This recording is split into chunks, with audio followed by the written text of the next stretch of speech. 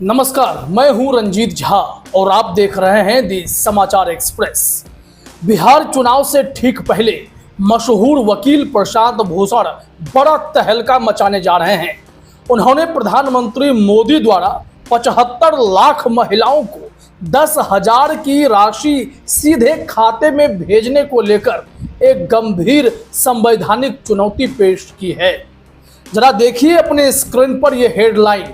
मोदी जी जो कभी फ्री रेवड़ी कल्चर के सबसे बड़े विरोधी थे, आज खुद अपने हाथों से रेवड़ी बांट रहे हैं। रेवड़ी कल्चर देश के विकास के लिए बहुत घातक है।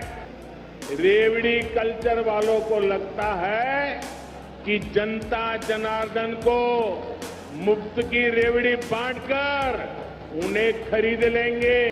सवाल यह है कि 10,000 में कौन सा ऐसा बिजनेस शुरू हो जाएगा जिसकी समीक्षा करने के बाद 2 लाख तक की राशि और भेज दी जाएगी, और यह सब उन्हें चुनाव के समय ही क्यों याद आता है। अब इस मामले पर जिस तरह से प्रशांत भूषण ने आपत्ति जताई है, उससे इस बात की संभावना पूरी तरह से बन गई है कि वे इसे सुप्रीम कोर्ट में चीफ जस्टिस के सामने PIL के रूप में जरूर पेश करेंगे, और अगर ऐसा हुआ तो इस पर खुलकर बहस होगी। हालांकि ऐसा ही मामला पहले भी उठ चुका है। पूर्व न्यायाधीश SN धिंगड़ा और एडवोकेट अश्विनी उपाध्याय ने भी इस तरह की याचिकाएं कोर्ट्स में दायर कर रखी हैं, जो अब तक विचाराधीन हैं। इस रिपोर्ट में हम आपको विस्तार से बताएंगे कि अगर यह मामला सुप्रीम कोर्ट में जाता है तो वहां क्या क्या कानूनी विकल्प सामने आ सकते हैं।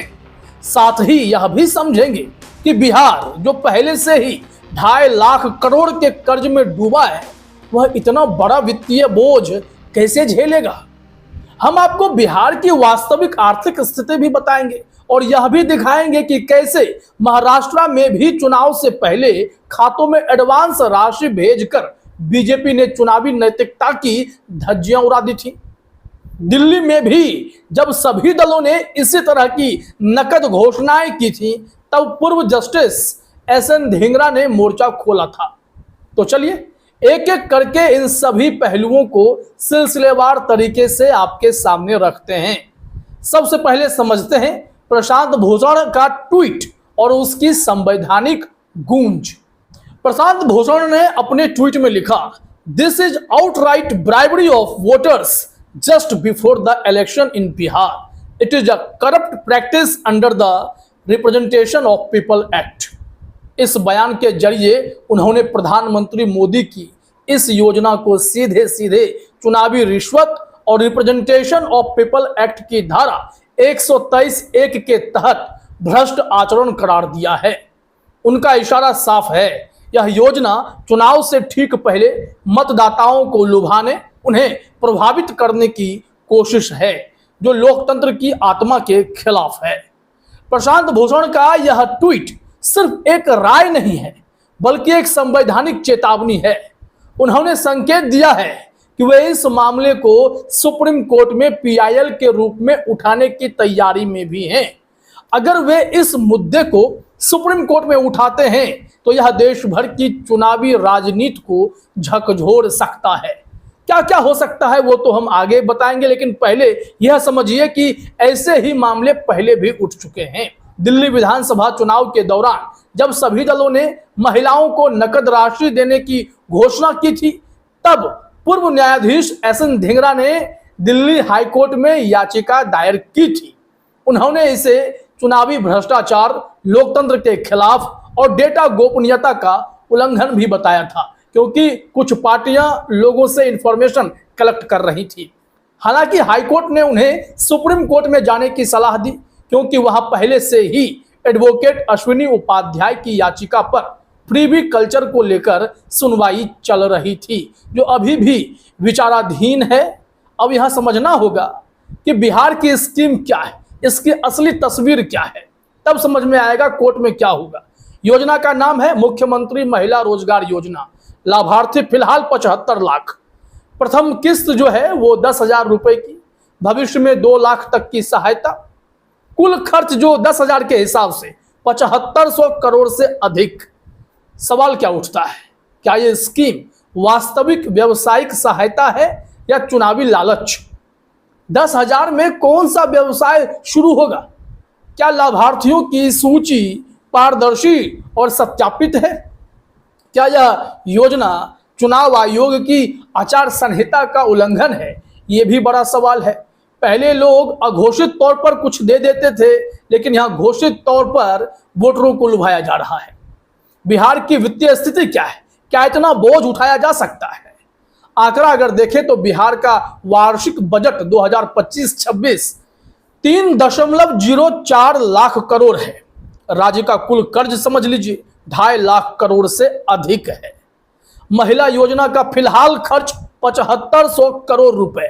पहली किस्त में इस तरीके से पैसा जाएगा। अब इतना बड़ा बोझ कैसे मैनेज होगा? केंद्र सरकार मदद कर देगी।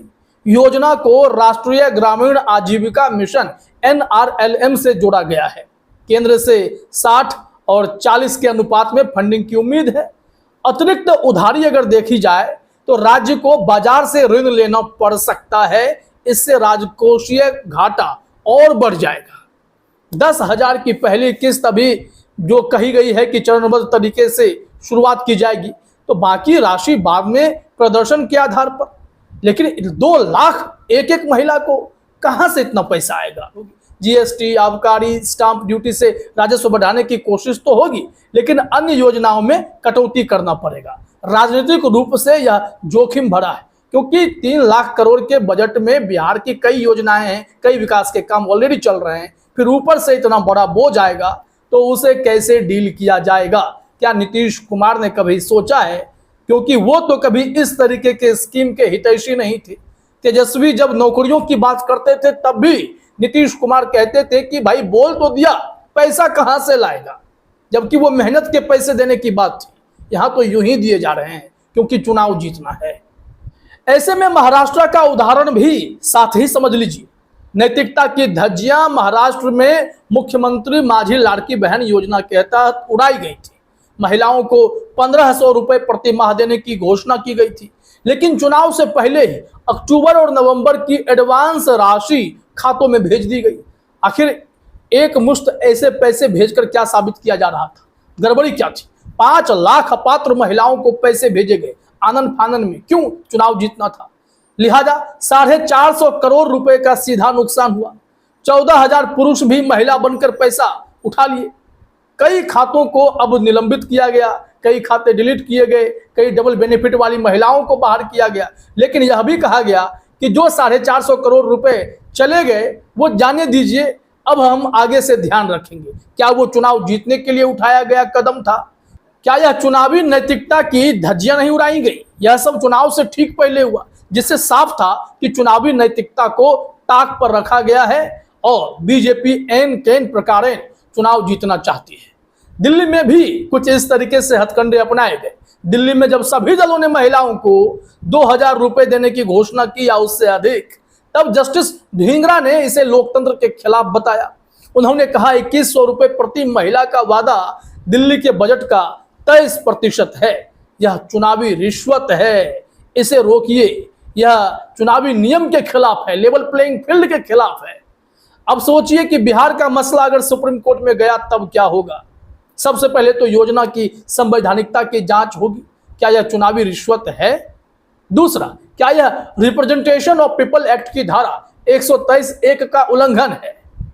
फिर पॉइंट नंबर 2 उठता है कि चुनाव आयोग को कोई निर्देश दिया जा सकता है, क्योंकि स्कीम की टाइमिंग जो है, लाभार्थियों की सूची और डेटा संग्रह प्रक्रिया, इसकी जांच करनी पड़ेगी।